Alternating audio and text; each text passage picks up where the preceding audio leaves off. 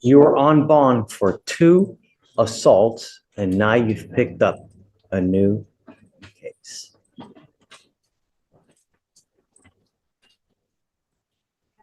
Can I explain myself? We're going to do probable cause. You have the right to remain silent. Anything you say can or will be used against you. You have the right to have an attorney present. If you cannot afford one, one will be appointed to you, sir.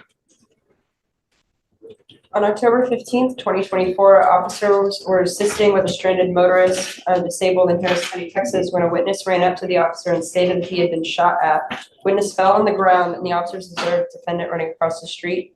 Witness pointed out the defendant and stated defendant was the one who shot him. What? Shot at him. And he's charged with an evading arrest and an aggravated assault with a deadly weapon? Sure, Judge. I can look further into the offense report. Your Honor, on this case, initially, yes, that's what the complainant said, but upon further investigation, the officer could not locate the weapon. And also, he was unsure of whether, based on the office report, whether the defendant was the one who shot based on location of the complainant, as well as the fact that he couldn't observe the weapon upon retracing the steps of the defendant. Don't we have shot spotters out there now anyways? What, I mean, you know, it would be interesting to see where this location is, see if there's an actual shot spotter out there. If there is, let's pull the records. You know, it's not rocket science, okay? So the defendant then began running in the officer's direction. Officers marked patrol vehicle was blocking the lanes with lights activated. Officer yelled at D to stop. I'm the defendant.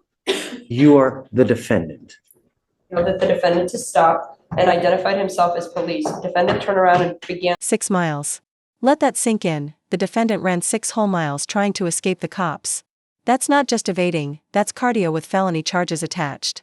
What do you think? Does running that far make him look more guilty, or just desperate? to run away from the officer. Officer gave chase and yelled again to the defendant, IDing himself and asking for the defendant to stop, which the defendant refused, looking back and continued running. Approximate length of chase was 0.6 miles. Okay. Mr. Richardson, I'm going to find that there's probable cause to go forward with your evading arrest. You have been given multiple bonds. I asked you to do one thing while you were on bond for both of those assault cases. Do you remember? Stay clean. And stay out of trouble. Stay out of trouble. I was shot at. And now you picked up a new case. I'm revoking your bond. He goes with you.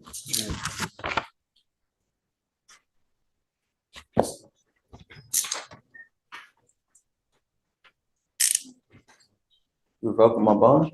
I was shot. We're going to look further into the facts. Please. Are you DeJuan Fairley? Mr. Fairley, you're charged with assault of a family member. You're facing up to 6 months in jail and or a $2,000 fine. We're going to do probable cause. You have the right to remain silent. Anything you say can or will be used against you. You have the right to have an attorney present. If you cannot afford one, one will be appointed to you.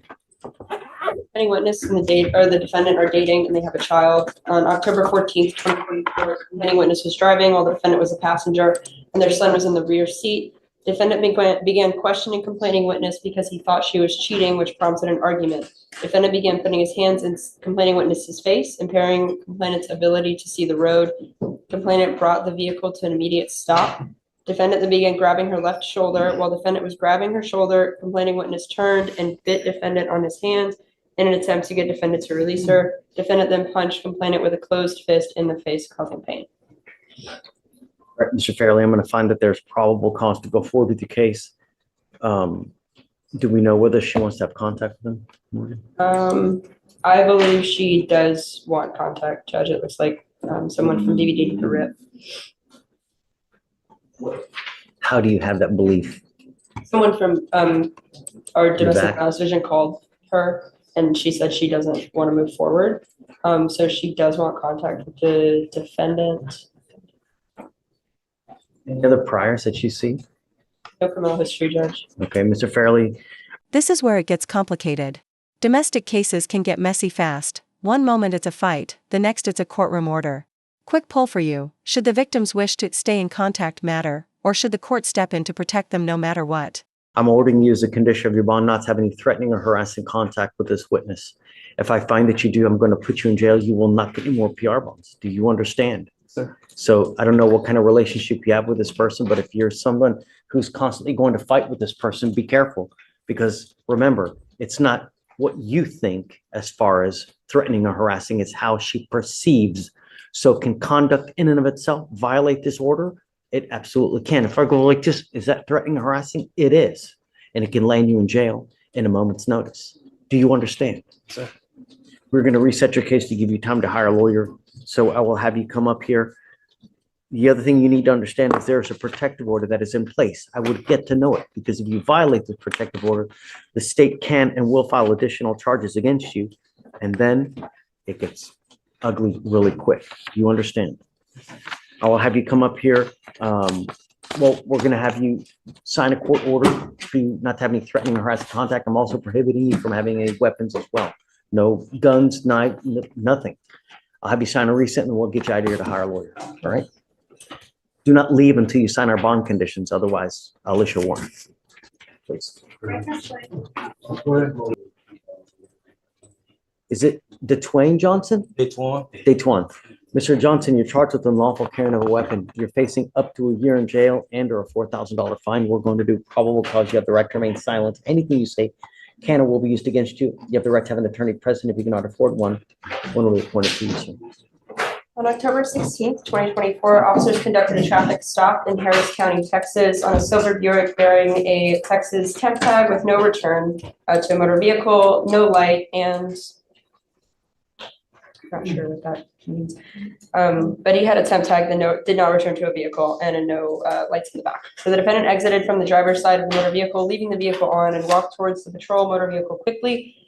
Defendant attempted to walk back towards the driver's side to turn off the motor vehicle. Officers stopped defendant before he opened the door. Defendant stated the firearm was inside the vehicle. Officers opened the driver's side door and observed a Glock in plain view, unholstered, and in the driver's side door panel. Find that there's probable cause to go forward with the case. Do you have a valid Texas driver license? No, sir, I have an ID. I say that. And now we've got a gun in the car, no license, and a judge basically giving a life lecture on top of the ruling. Honestly, should more judges talk like this, breaking down the real-life consequences, or do you prefer they just stick to the cold, hard law? You're not allowed to drive. I'm making that a condition of your bond, and you will be signing an affidavit with me today promising you're not going to drive. If you get a Texas driver license and liability insurance, I will let you drive. But until that point, if I find that you drive, I will have a contempt hearing. You'll be facing an additional 6 months and a $500 fine every time you drive. Do you understand? I had insurance on my car though. They didn't. Don't have a license. You need a license, a Texas driver's license. Oh, yes, sir. Until you have a license, you can't drive.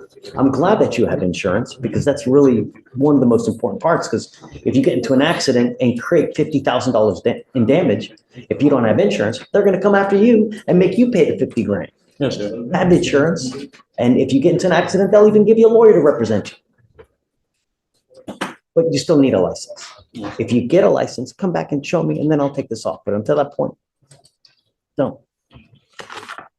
We're going to reset your case to give you time to hire a lawyer. So I'm going to have you come up here, swear to us that you're not going to drive, not be in possession of any weapons, and after that, we'll let you go.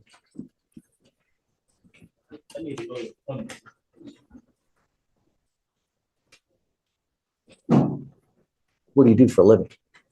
I work for landscaping and mulching. And how much money do you make a month? Oh, my father. Work for like 2,500. It'd be like 2,500. A month? It's not that much, you know. So 2,500 is not bad. I mean, who do you live with? Where? Do you live by yourself in the apartment, or who with? Just me. Do you have any children? Yes, sir. I have a daughter. Where's the kid now? Do you provide support for the child? I'll have you fill out an application. I'll take a look at it to see whether you qualify. I need to know everything about you, what kind of car you have, how much money you have in the bank. I don't have a bank account there. Oh, you don't put all zeros, because if you do that, I'm going to send it right back to you. I need to know everything about you, monetary, financial, everything. Do you understand? Yes, sir.